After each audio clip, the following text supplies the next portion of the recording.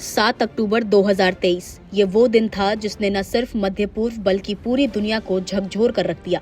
इस दिन हमास ने इजराइल पर एक अप्रत्याशित हमला कर दिया था। इस हमले में करीब 1200 लोग मारे गए और 250 से अधिक लोगों को बंधक बना लिया गया। लेकिन इसके बाद जो हुआ उसने इतिहास के सबसे लंबे और खून खराबे वाले युद्धों में अपनी जगह बना ली। आज 2 साल बाद इजराइल ने पहली बार इस युद्ध में हुए अपने वास्तविक नुकसान का संकेत दिया है। रिपोर्ट्स के मुताबिक इजराइल को भारी मानवीय और सैन्य क्षति झेलनी पड़ी। 1000 से ज्यादा सैनिक मारे गए, हजारों घायल हैं और अरबों डॉलर का रक्षा बजट खर्च हो चुका है।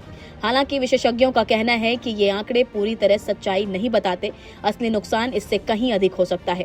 दूसरी तरफ गाजा में हालात पूरी तरह विनाशकारी हो चुके हैं। फिलिस्तीनी स्वास्थ्य मंत्रालय के अनुसार अब तक 66,000 से ज्यादा लोगों की मौत हो चुकी है।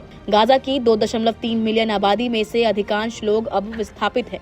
शहर के घर, अस्पताल, मस्जिदें और स्कूल सब मलबे में तब्दील हो चुके हैं। संयुक्त राष्ट्र ने अपनी रिपोर्ट में गाजा को दुनिया का सबसे बड़ा बच्चों का कब्रिस्तान कहा है।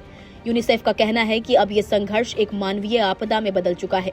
गाजा के ज्यादातर हिस्सों में अब बस्तियां नहीं बची, सिर्फ राख, धूल और सन्नाटा है। वहीं इजराइल और हमास के बीच संघर्ष विराम की बातचीत लगातार खींचती जा रही है। अमेरिका, मिस्र और कतर इस संघर्ष को खत्म करने की कोशिशें कर रहे हैं, लेकिन अब तक कोई ठोस नतीजा नहीं निकला। इस बीच अमेरिकी राष्ट्रपति डोनाल्ड ट्रंप ने 20 सूत्रीय गाजा शांति प्रस्ताव पेश किया है।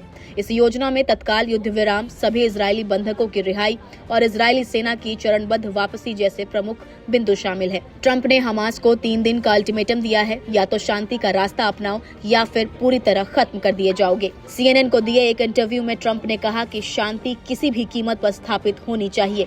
उन्होंने साफ चेतावनी दी कि अगर हमास ने रविवार शाम 6 बजे तक प्रस्ताव नहीं माना तो उसके परिणाम भयावह होंगे। वहीं इजरायली प्रधानमंत्री बेंजामिन नेतन्याहू ने ट्रंप की इस योजना का समर्थन किया है। उन्होंने कहा, ये मध्य पूर्व के इतिहास का बड़ा दिन है। हम शांति की ओर बढ़ रहे हैं, लेकिन हमारी सेना पूरी तरह तैयार है। मिस्र और रूस जैसे देश भी अब सक्रिय हो गए हैं। मिस्र ने चेतावनी दी है कि अगर समझौता नहीं हुआ तो अब युद्ध जातीय सफाया बन सकता है। रूस ने फिर 2 राज्य समाधान की वकालत की है और कहा है कि बिना स्वतंत्र फिलिस्तीनी राष्ट्र के कोई स्थायी शांति संभव नहीं। हमास के भीतर अब 2 मत उभर कर सामने आए हैं। एक धड़ा कह रहा है कि अंतर्राष्ट्रीय दबाव में कुछ रियायतें देनी चाहिए, जबकि दूसरा मानता है कि हथियार डालना आत्मसमर्पण के बराबर होगा। इसके बावजूद खबर है कि हमास ने ट्रंप की योजना को सीमित रूप से स्वीकार कर लिया है। जानकारों का मानना है कि गाजा की जनता की बदहाल स्थिति को देखते हुए ये कदम कूटनीतिक समझदारी भरा हो सकता है। हमास ये भी समझता है कि अगर उसने थोड़ी लचीलापन दिखाया तो पश्चिमी देशों और इजराइल के बीच दरार पैदा हो सकती है, जो उसके लिए रणनीतिक रूप से फायदेमंद साबित हो सकता है। अब इस युद्ध में एक नया मोड़ आने वाला है। ट्रंप की 20 सूत्रीय शांति योजना का पहला चरण लागू करने की तैयारी चल रही है। पहले चरण में मुख्य फोकस बंधकों की रिहाई पर होगा। इसके लिए इजरायली सेना को सीमित स्तर पर ही अभियान चलाने का निर्देश दिया गया है। नेतन्याहू ने कहा कि हम ट्रंप के प्रयासों के लिए आभारी हैं। ये योजना हमास को हथियार छोड़ने और शांति स्थापित करने का मौका देगी। 2 साल, हजारों मौतें, अरबों डॉलर का नुकसान और अब एक नई उम्मीद।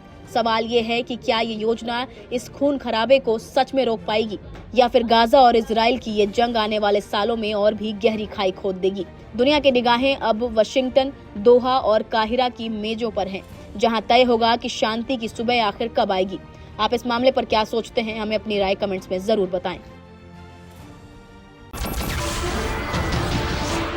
नमस्कार, मैं हूं मानक गुप्ता। अगर आपको हमारा ये वीडियो पसंद आया हो तो इसे लाइक और शेयर जरूर करें, और हाँ, हमें सब्सक्राइब और फॉलो करना ना भूलें, ताकि आप देश और दुनिया की कोई खबर मिस ना करें। तो जुड़े रहिए हमारे साथ और देखते रहिए न्यूज़ 24।